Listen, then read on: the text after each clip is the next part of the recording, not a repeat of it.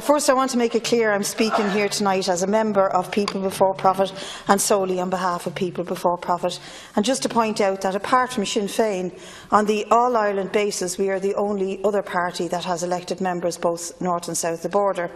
And we are a party that wants and seeks a united Ireland, and not an Ireland that's envisaged here by some of unity based on low corporation tax and a safe tax haven for the elite of the world, or one indeed that denies women north and south bodily autonomy. We want a truly equal Ireland.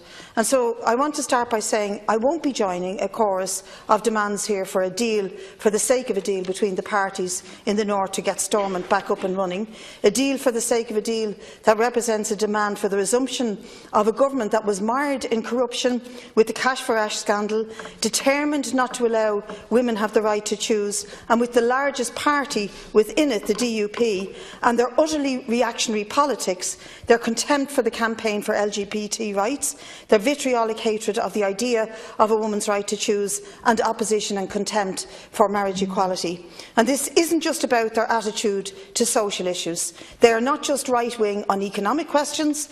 Beneath the facet of supporting Protestant workers' interests, we see the real agenda of the DUP in supporting the elite, from the NAMA project, Project Eagle, to the Cash for Ash scandal, and internationally with the selling of the North as a tax haven, a low corporate tax jurisdiction for low workers' rights and low wages and conditions.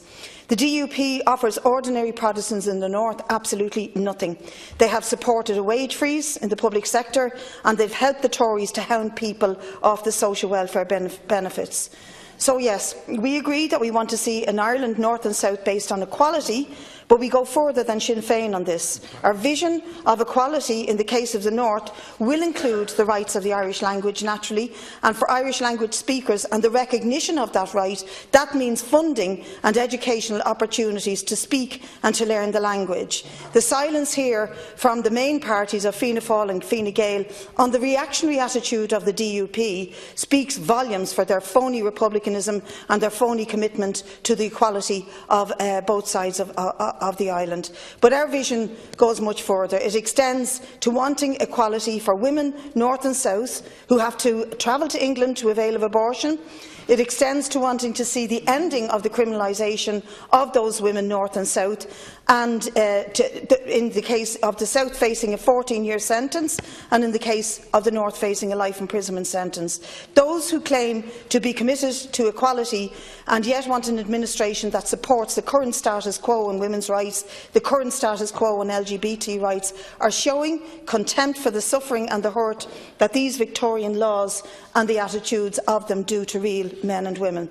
And we believe in winning the equality agenda, and it also means economic equality. And that's why, for example, we are very disappointed that the Sinn Féin Ardèche recently opposed a motion from the Clonard Cumann in West Belfast calling for corporation tax not to be reduced in the North, as Sinn Féin and the DUP plan on doing.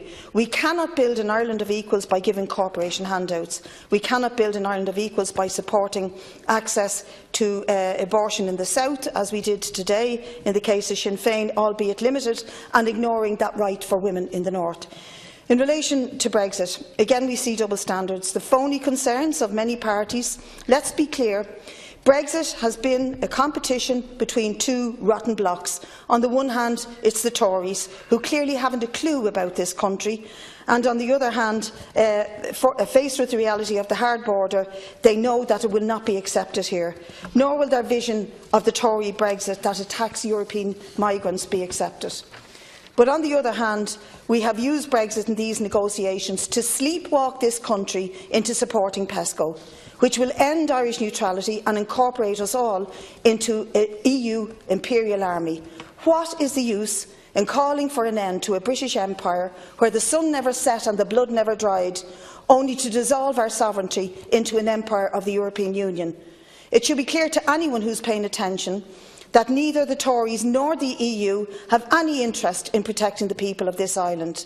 And let's be clear, we oppose a hard border, not because it is an inconvenience to trade, but because a hard border will strengthen partition.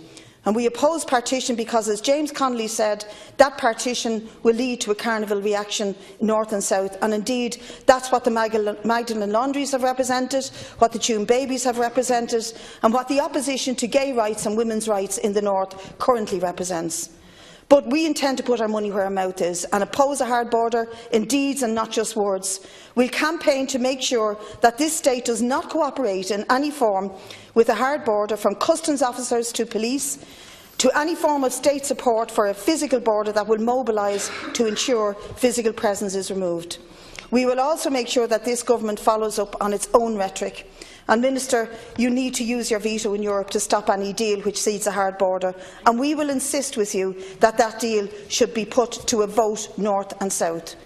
But in opposing this, we won't side up to the bureaucrats in Europe or in Brussels. We won't give a damn. They don't give a damn about us. They enforced austerity on us. Remember the economic bullies that imposed the biggest bank bailout in the history of the world on the people of this country.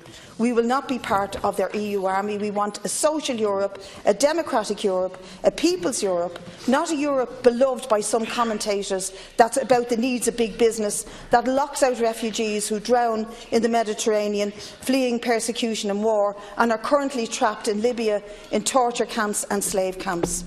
We want a Europe that moves, we have a Europe, that wants to move us into a military union as well as a market union. And that's what PESCO is all about, Minister. That's why this government is happy to raise defence spending to over €3.5 billion, while it refuses to commit anything near that in increasing spending in any other sphere of the ordinary people. The only consistent position for progressives in this country is the position of people before profit. We serve neither London nor Brussels, but a fight for real democracy, for a decent future of all on this island, based on the needs of workers and ordinary people across Europe, and not the needs of big business and corporations who are bleeding the people, not just of this island, but across Europe dry.